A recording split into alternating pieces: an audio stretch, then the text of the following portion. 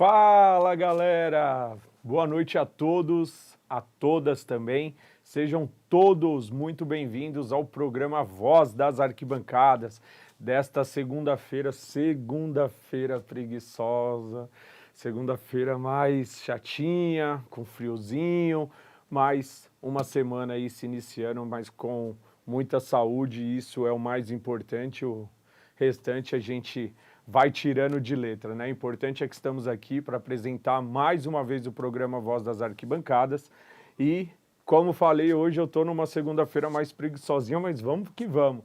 E queria, antes de mais nada aqui, mandar um beijo muito grande para Elis, que esteve comigo ontem, né?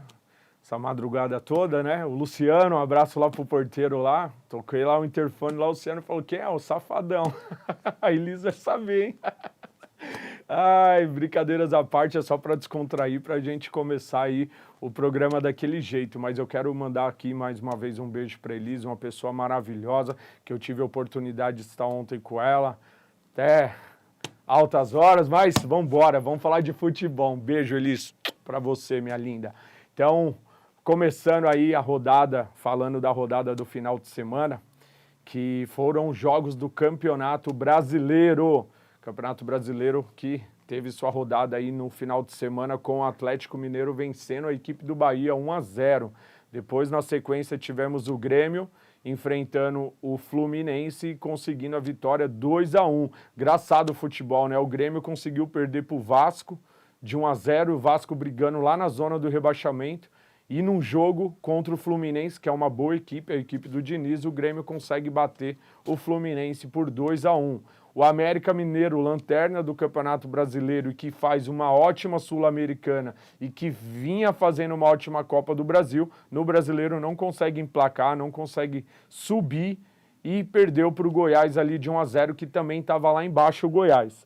E ali já no domingo jogos, né, do São Paulo, Flamengo 1, São Paulo 1, São Paulo que vencia esse jogo, nós vamos falar um pouquinho daqui a pouco do jogo do São Paulo. São Paulo vencia até os acréscimos. Eu sempre falo que o São Paulo tem muita sorte para fazer gols no final da partida. O São Paulo vira e mexe e faz gols no final da partida, só que dessa vez o São Paulo tomou no final da partida e o Flamengo empatou 1-1 sobre muito protesto da torcida do Flamengo. E o Fortaleza bateu o Santos por 4-0. O Santos que é um candidato aí seríssimo ao rebaixamento, perdeu mais uma e dessa vez por 4-0 pro Fortaleza, que o Fortaleza deslanchou em fazer os gols aí no segundo tempo. Foram 4 gols e afundou mais ainda o Santos na zona do rebaixamento. Nós vamos falar da rodada, da tabela de classificação, mas depois, no final do programa, eu mostro direitinho para vocês a classificação, como que ficou. Mas esses foram os jogos do final de semana. E que na quarta-feira já tem aí Copa do Brasil. Então o Campeonato Brasileiro esse final de semana eu acho que ficou mais em segundo plano. Eu particularmente aí no jogo do Corinthians estava já pensando mais no jogo de quarta agora contra o São Paulo na semifinal da Copa do Brasil do que propriamente contra o Curitiba. E acho que isso também foi para o torcedor são paulino, que jogou contra o Flamengo, mas o torcedor de São Paulo não queria nem saber do que ia acontecer contra o Flamengo. A cabeça do torcedor está pensando já na quarta, que vai ser a decisão que vai levar o Corinthians à final da Copa do Brasil. E eu venho falando isso há vários programas, que para mim o Corinthians já está na final e não tenho problema nenhum. Porque depois vem um monte aí falar, né, aparecer, eu sabia, eu falei, eu tô cravando isso antes mesmo do jogo contra o América Mineiro, que o Corinthians passaria pelo América Mineiro, tá? O Corinthians passaria tranquilo, que seria talvez o jogo mais difícil da Copa do Brasil para o Corinthians contra o América Mineiro. O Dinei estava até aqui comigo no programa quando eu disse isso, o Dinei colocou a mão assim no rosto, deu risada quando eu falei isso, mas o América para mim é o adversário mais duro que o Corinthians teve. E o São Paulo, que sempre foram os nossos fregueses, vai agora ter a oportunidade na quarta-feira de mostrar que isso realmente sempre se concretizou. Sempre foram nossos fregueses e a vaga na final da Copa do Brasil, para mim, Edu, tá garantida e não tenho medo de errar, tá? Então, na quinta-feira a gente vai acompanhar para saber aqui no programa se eu estava certo ou não. Mas é assunto para daqui a pouquinho. Vamos ver aí o Corinthians, que enfrentou a equipe do Curitiba e venceu por 3-1. O Corinthians saiu perdendo e depois o Corinthians virou. E são 12 jogos agora de invencibilidade. A equipe incorporou, o Luxemburgo conseguiu acertar o padrão dessa equipe, a equipe não perde a 12 jogos, cara, se você for pensar 12 jogos atrás, protesto de torcida, zona de rebaixamento perigando, tudo dando errado para o Corinthians, e agora tudo dando certo. E o Corinthians que vem com uma invencibilidade muito grande para encarar o São Paulo já na quarta-feira. Mas vamos acompanhar os melhores momentos dessa partida e ver como o Corinthians construiu essa vitória, que o colocou na 13ª colocação já do Campeonato Brasileiro com 23 pontos. Tá aí, ó, o Corinthians que... O Renato Augusto, para mim, esse cara é um monstro. Até acho que o Luxemburgo arriscou colocando o Renato Augusto, porque poderia ter um risco ali, né, de uma lesão, algo do tipo, e o Renato ficar fora do jogo mais decisivo. Mas graças a Deus deu tudo certo, o Renato Augusto jogou bem, Corinthians se encontrou, tomou esse gol aí na infelicidade do Murilo, tá? Que não foi nem culpa do Murilo, a bola acabou batendo no braço do Murilo. E o Coritiba fez 1-0. Coritiba que é um dos times que estão lá na zona do rebaixamento. Tá aí mais uma vez o gol do Coritiba, a bola infelizmente bate no braço do Murilo e acaba entrando. E o Corinthians foi pra cima, né? Foi pra cima e o Renato Augusto aí quase fazendo um golaço. E o Coritiba aí atacando mais uma vez. Quase ali na falha do Murilo. E mais uma vez, né? Embora eu não coloco aí como o Murilo tivesse falhado no primeiro gol, porque eu acho que não foi falha do Murilo, mas ali sim, ele quase falhou e o Coritiba quase fez o segundo. E o Corinthians aí nessa cobrança de falta, oh, meu Deus, que saudade do Marcelinho Carioca numa falta dessa daí, hein? Que ali praticamente era gol. Um pênalti pro Marcelinho. E aí tá o empate do Corinthians com o tão criticado Gil, que vem aí fazendo algumas boas partidas, mas muitas delas também falhando, fez esse gol. E o Corinthians virou depois com o Yuri Alberto nesse gol aí de sorte, né? Porque ele já havia perdido um gol cara a cara. E é impressionante que perde gol o Yuri Alberto, mas pelo menos ali que essa sorte aí acompanhe ele, né? Que antes a bola batia e não entrava, agora a bola tá batendo nele e tá entrando, então que essa sorte continue acompanhando, principalmente para quarta-feira contra o São Paulo. E o Yuri Alberto, que gosta de fazer gols no São Paulo, de repente consegue ter uma boa atuação. E tá aí o golaço do menino Wesley. O Wesley, que veio ganhando as oportunidades aí com o Luxemburgo novamente, depois da saída do Guedes, pode ser uma boa alternativa aí pro Corinthians. E joga muita bola esse menino. E ali o Corinthians matou o Coritiba, né? Que ainda teve essa jogada aí. E o Corinthians ali meio que se salvando, 3-1 já pro Corinthians, o Coritiba já não almejava mais nada. Coritiba que é o penúltimo colocado no Campeonato Brasileiro. Tá aí mais uma tentativa do Corinthians com o Adson, fazendo o cruzamento, e o goleiro do Coritiba fazendo uma grande defesa. O Corinthians jogou muito bem, a intensidade, a entrega do Corinthians, e tá aí o artilheiro Gil, né? Quase mais uma vez, mas estava impedido, né? Estava impedido e o Gil se aventurando. E ele gostou, ó, pode ver. Ele gostou de ir pro ataque, né, Gil? Quando a confiança tá... Ó, e olha lá, mais uma vez, né? Quase. E ele gostou de ir pro ataque, né? Cara, dificilmente a gente vê o Gil, ó, tirando aqui, né? Porque a gente vem criticando muito o Gil e acho que o Gil já está numa situação que não dá mais para ser titular do Corinthians. Mas quando ele joga bem, a gente sempre elogia. E ele vem fazendo algumas boas partidas, mas o problema é que ele vem falhando muito também. Né? Então, não adianta você jogar 2 jogos bem, num jogo decisivo, por exemplo, se cometer uma falha terrível e a equipe perder porque o Gil vem falhando. E o Gil vinha, né, falhando constantemente aí nos jogos do Corinthians. Embora ele fez uma boa partida ontem, anteriormente ele já vinha fazendo também boas partidas, no jogo anterior ele também fez, mas é aquilo que eu falo, não tem como o Veríssimo ser reserva nessa equipe. O Luxemburgo vai ter que se virar para conseguir colocar o Veríssimo para jogar do lado do Murilo e do lado do Bruno Mendes, que para mim são os zagueiros que devem jogar. Bruno Mendes, Murilo e Lucas Veríssimo. Mas ontem o Gil fez uma boa partida e se aventurou ali, né? Fez um gol, uma bola na trave e ontem ali no ataque quase mais uma vez ele fez mais um gol. Será que o Luxemburgo, o professor que é o rei, o estrategista aí, encontrou uma nova função para o Gil, pelo amor de Deus, né? Com a saída do Roger Guedes, de repente o Gil quase fez ali mais alguns gols, né? Melhor aí do que muitos atacantes que passaram pelo Corinthians, né? Que jogaram mais de 50 partidas aí, pouquíssimos gols fizeram, né? Só de lembrar de alguns nomes aí que passaram pelo Corinthians, pelo amor de Deus. Mas deixa isso pra lá, porque a fase do Corinthians é boa, a equipe não perde há 12 jogos e a confiança dessa equipe é fundamental e o crescimento desses jogadores para encarar a decisão de quarta-feira. Vamos acompanhar o que o Vanderlei Luxemburgo falou na entrevista coletiva sobre a vitória em cima do Curitiba. O jogo no primeiro tempo foi um jogo mais de meio campo e a gente sem profundidade. E aí eles fizeram um gol de uma bola parada, que a gente sabia que era uma bola perigosa. A gente tem um time muito alto, né, difícil de marcar. E nós tivemos chance de poder fazer gol, não fizemos, e no segundo tempo nós mudamos, passamos a ter mais velocidade e profundidade. E foi uma vitória que, contra uma equipe que preocupou bastante, chegou algumas vezes. O Cássio foi fundamental em alguns momentos que poderia até eles terem empatado, mas ele está ali para isso, né? É um grande goleiro, faz as defesas importantes. O goleiro bom é aquele que faz defesas importantes quando precisa, né? Então acho que hoje, para mim, independente das pessoas, e até já aproveitando a sua pergunta, qual a prioridade, né? Eu já cheguei para vocês e falei que a prioridade é o Campeonato Brasileiro. Eu acho que essa vitória de hoje foi a vitória mais importante da gente dentro do trabalho que nós estamos aqui. As pessoas não entendem, assim, às vezes a gente está falando alguma coisa, mas vai disputar uma semifinal, um jogo para ir uma final de Copa do Brasil. Cara, nós estamos com o Corinthians, desde que eu cheguei aqui, uma turbulência muito grande e ali convivendo numa situação muito desconfortável. Então você tem que sair dessa situação desconfortável, porque é muito pesado, um time grande, ficar numa situação desconfortável, a cobrança é muito forte, e você não sabe a parte emocional que traz de prejuízo, né?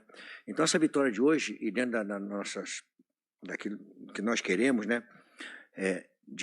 Eu direcionei dessa forma o Campeonato Brasileiro para buscar uma vaga de Libertadores. Nós avançarmos no término do turno, temos um jogo a menos, nós podemos avançar e terminarmos ali na zona próxima da zona de Libertadores. Para mim, essa vitória de hoje foi a vitória mais importante do nosso trabalho aqui.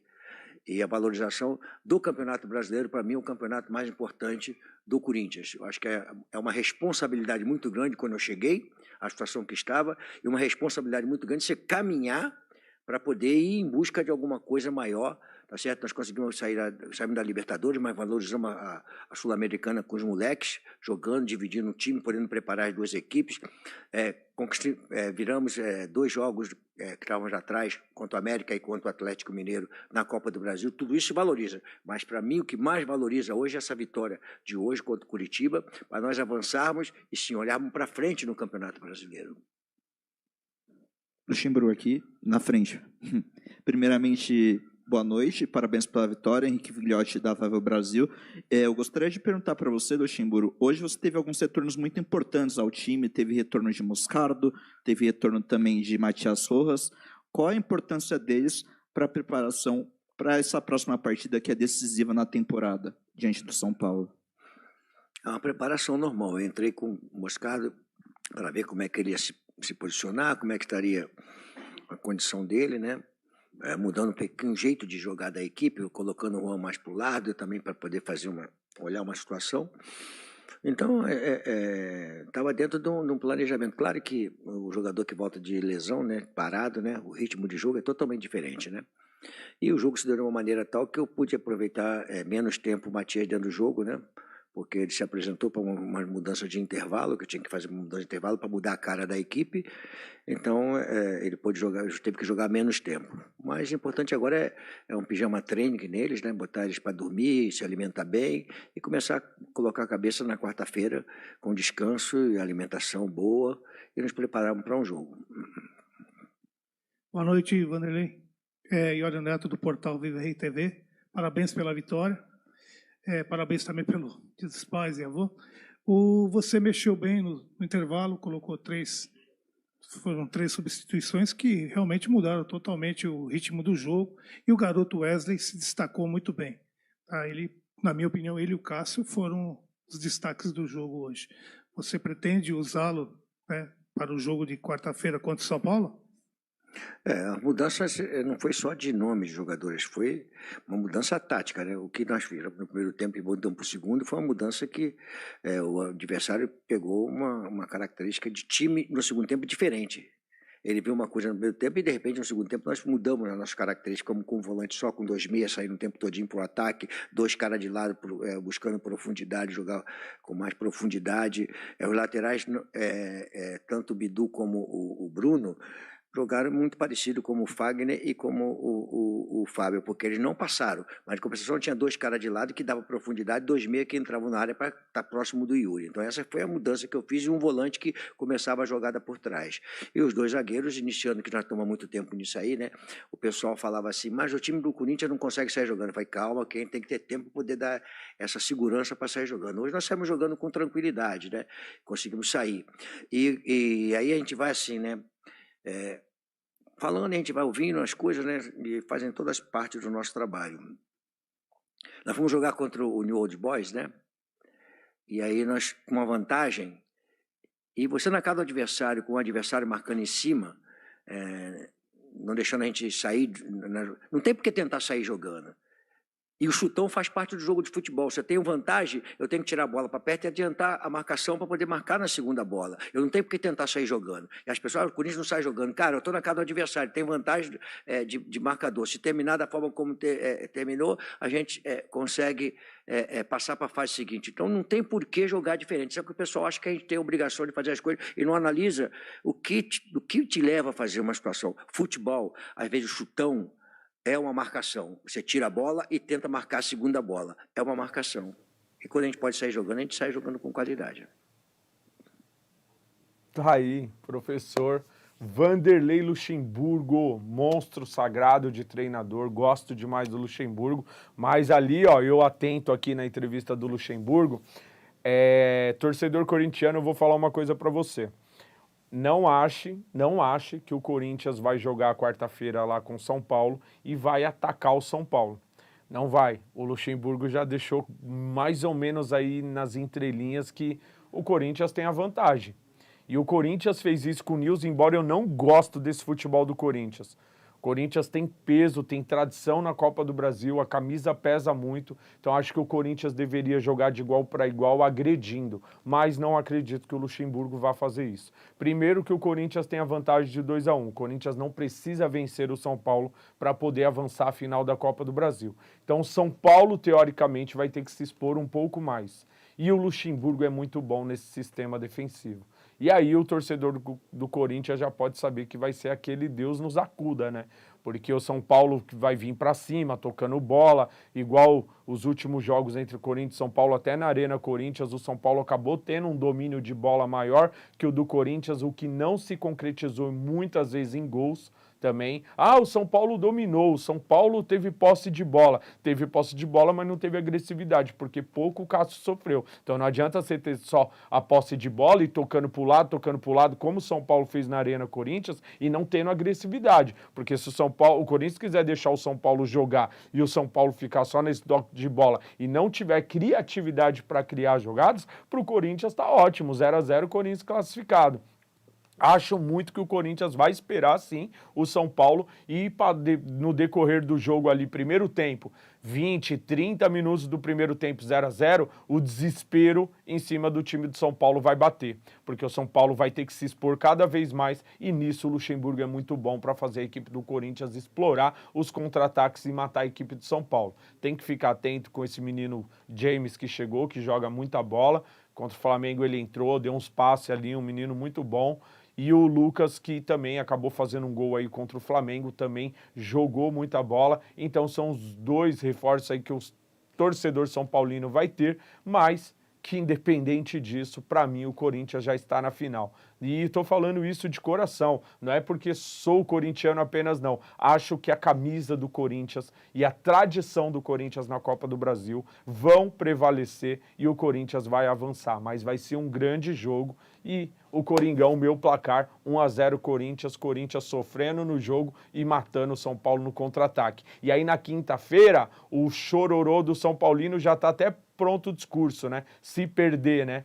Vai falar, mas vocês só se defenderam, vocês só não sei o quê, é um time que só se defende, como que dá para ganhar de um time desse? Porque é o chororô de sempre. Eles sempre vão encontrar uma justificativa. Os jogadores vão dar entrevista falando isso, como o Rafinha fez no jogo contra o São Lourenço, falando, é muito difícil vir jogar aqui, o time só se defende, o time não sei o quê, o adversário nunca tem mérito. E aí eles precisam encontrar uma justificativa para poder justificar a freguesia, porque são freguês do Corinthians e na quarta-feira o Corinthians vai pra dentro, vai chegar na final da Copa do Brasil e eu tô louco pra chegar aqui na quinta-feira e ver o chororô, as entrevistas, a desculpa, porque é isso que eles fazem há 16 anos. Quebraram o tabu, verdade, o ano passado, porque não ganhavam do Corinthians há mais de 16 anos no mata-mata. Mas na quinta-feira, com certeza absoluta, o Corinthians estando na final da Copa do Brasil, vai ter chororô pra caramba. Apostem aí no que eu estou falando. Podem aguardar que vai ter muito chororô. Mas vai ser um grande jogo e o corintiano e o São Paulino esperam aí por essa partida de quarta-feira às 19h30 no estádio do Morumbi, que é o nosso salão de festa e sempre foi. Vamos acompanhar agora os melhores momentos do jogo do São Paulo contra o Flamengo. Foi 1-1 esse jogo e depois tem uma entrevista do Marcos Braz falando do protesto da torcida e tudo mais, mas acompanha aí como foi esse empate entre Flamengo 1, São Paulo 1. Tá aí o Flamengo tomando iniciativa do jogo, indo para cima do São Paulo, mas o Flamengo não fez uma grande partida. Aí vai falar, o São Paulo estava com todos os reservas e o Flamengo também. Isso também é verdade, mas esse time reserva do Flamengo também é muito bom, né? Muito bom. E tá aí o menino Lucas, né, que chegou aí na equipe de São Paulo e já chegou fazendo gol, né? Eu acho que essa é a segunda partida que o Lucas entra e o Lucas fez um gol aí para a equipe do São Paulo, que saiu na frente e o São Paulo vencia até o final do jogo. E aí o Flamengo tentou algumas oportunidades ali com o Gabigol, com o próprio Pedro. Então era um reserva do Flamengo, mas um reserva muito bom, né? Quem não queria ter um time reserva como esse do Flamengo? O problema do Flamengo é o Sampaoli, né? Que não consegue fazer essa equipe jogar bola. E o Flamengo tá, infelizmente, e eu acredito que o Sampaoli é questão de tempo o Sampaoli cair. Os jogadores estão insatisfeitos, o próprio Arrascaeta aí, ó, que também jogou, tá insatisfeito, o Gabigol que vive reclamando pra caramba aí, tá insatisfeito, e então a equipe do Flamengo que não se encontra com técnico nenhum, dificilmente vai ser com o Sampaoli que vai se encontrar. E eu fico triste porque eu gostei muito do trabalho do Sampaoli no Santos. O Sampaoli fez um belo trabalho com a equipe do Santos, não tinha reforços, o Sampaoli tirava leite de pedra com os meninos, então mais do que merecido o Sampaoli ter tido uma oportunidade numa equipe, não que o Santos não seja grande, né? O Santos é uma grande equipe, mas seria legal ter visto o Sampaoli pegando grandes jogadores e no Santos ele não teve isso. Só que hoje, ele com grandes jogadores, ele está se perdendo completamente, porque a equipe do Flamengo não se encontra com o Sampaoli. Na verdade, não se encontrou com ninguém, né? O único que fez um pouco ainda essa equipe jogar foi o Dorival Júnior, que acabou saindo da forma que saiu. E depois que o Dorival saiu, dificilmente o Flamengo se encontrou com algum outro treinador. E tá aí o São Paulo, mais uma vez, que teve oportunidades até de matar o jogo, né? São Paulo poderia ter vencido o Flamengo, mas não fez. Tá aí o James Rodrigues, né? Estreando. Tá aí um passe que ele vai dar também, ó. Deixando o Wellington Rato na cara do gol e ele perdeu. Então o São Paulo criou oportunidades para matar o Flamengo, mas sabe aquele velho ditado, quem não faz toma, e tá aí, ó. Já nos 50 e poucos minutos do segundo tempo, o pênalti bobo, infantil, né, do jogador de São Paulo que coloca a mão ali na cabeça, né, sabendo a besteira que ele fez, e o Pedro não perdoou, né? Pedro que ficou nessa situação de sai ou não sai do Flamengo, vou ou não vou embora. E aí o Pedro acabou ficando e empatou o jogo no final, dando números finais entre Flamengo 1, São Paulo 1. Então, São Paulo jogou bem, mesmo com os reservas, e o Flamengo não se encontra de forma nenhuma. E aí o Marcos Braz foi para a entrevista coletiva para falar um pouquinho dessa crise, esse momento do Flamengo. Vamos acompanhar agora o que disse o Marcos Braz aí. Pressão também, enfim, sobre o Sampaoli, notícias de que muita parte do elenco também não gosta mais do trabalho do treinador. Queria que você pudesse falar um pouco sobre todo esse pacotão, por favor. Vamos lá, em relação aos protestos, os protestos que vêm da torcida, a gente sempre respeita, desde que sendo sem agressão, enfim, procedimento normal, o torcedor tem o sentimento dele e a gente tem que sempre respeitar. Em relação ao... Eu não entendi, o que você perguntou em relação ao elenco? O elenco saíram várias notícias, grande parte do elenco já não tem a mesma harmonia com o São Paulo. Eu não acredito nisso. As notícias que saem eu não acredito em relação que não tem uma boa relação, eu não acredito. O São Paulo é um bom treinador, todo mundo sabe, a gente teve um evento que foi um evento fora da curva, um evento que a gente não tem como controlar, mas que o Flamengo, como instituição, tomou atitude, todas as pessoas que são do departamento entenderam isso e a vida seguiu. A gente teve uma vitória contra o Olímpia aqui, em que eu passei na zona mista e eu não fui arguído nem por você, nem por nenhum jornalista em relação a elenco. E depois, num ato subsequente, a gente perdeu o jogo e simplesmente a gente foi eliminado. Então, assim, eu acho que quando a gente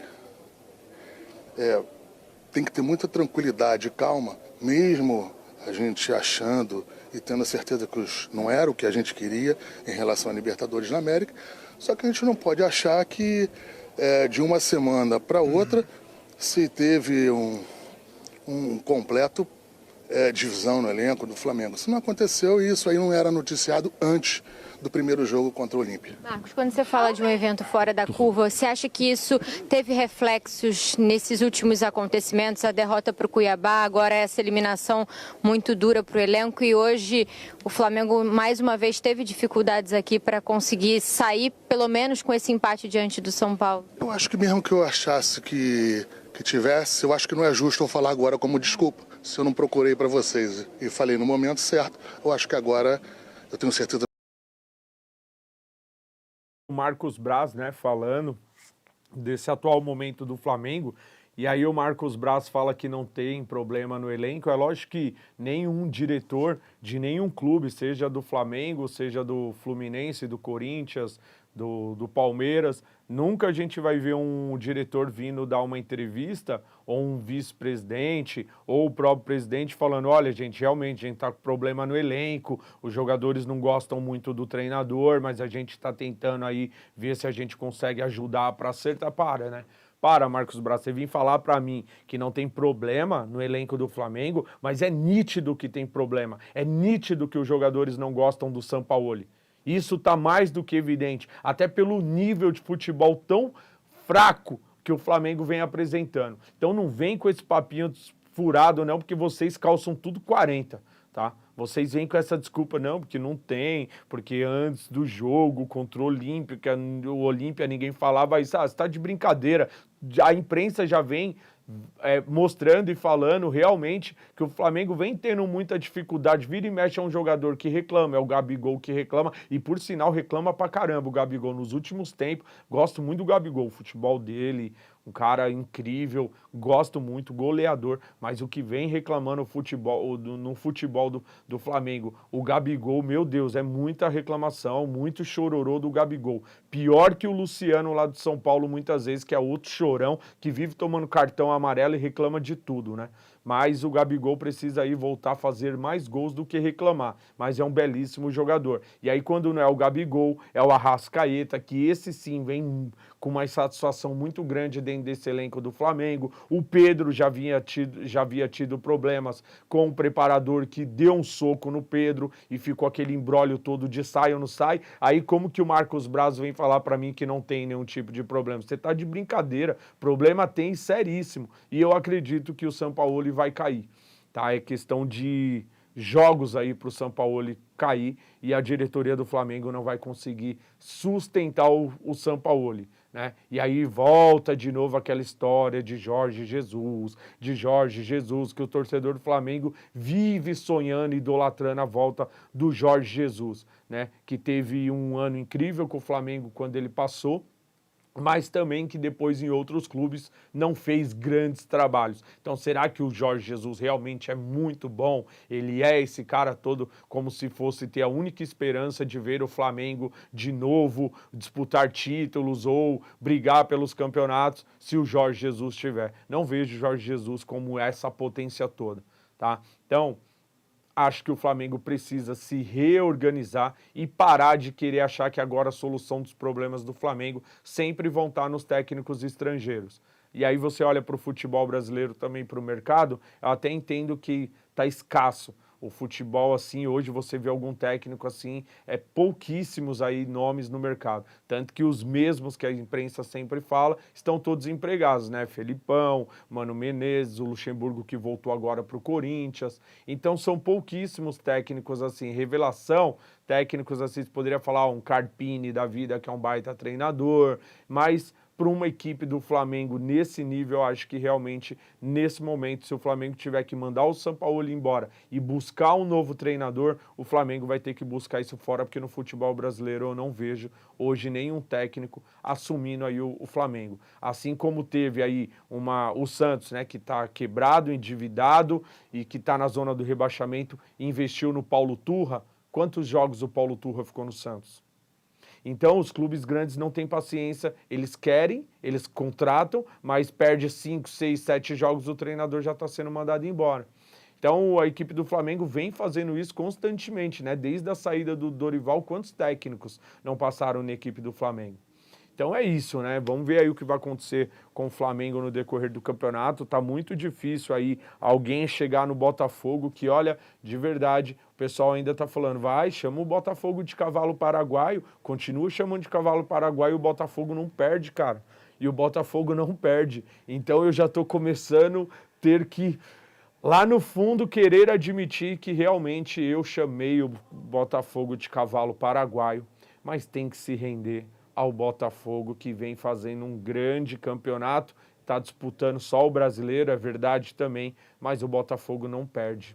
Não perde, está ficando cada vez mais difícil alguém alcançar o Botafogo. Mas vamos ver aí se realmente o Botafogo se sustenta e está aí a classificação do Campeonato Brasileiro para vocês, com o Botafogo liderando 47 pontos, com 15 vitórias em 19 jogos.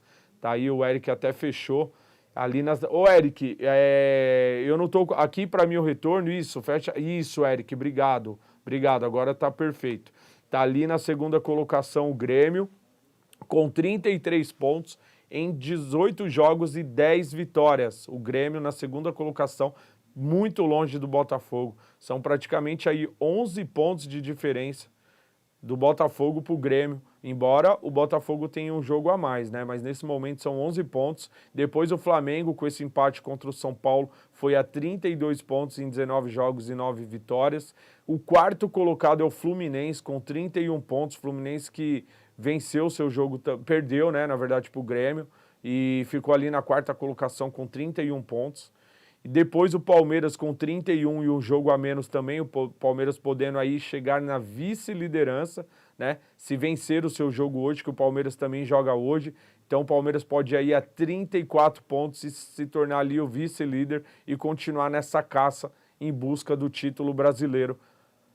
O Palmeiras, depois o Bragantino com 31 pontos, o Atlético Paranaense com 28, o Cuiabá 28, São Paulo com esse empate na nona colocação, 27 pontos. Depois o Atlético Mineiro com os mesmos 27 pontos. E virando a página já tem o Fortaleza ali com 26 pontos em 19 jogos com 7 vitórias. Fortaleza que goleou o Santos por 4-0.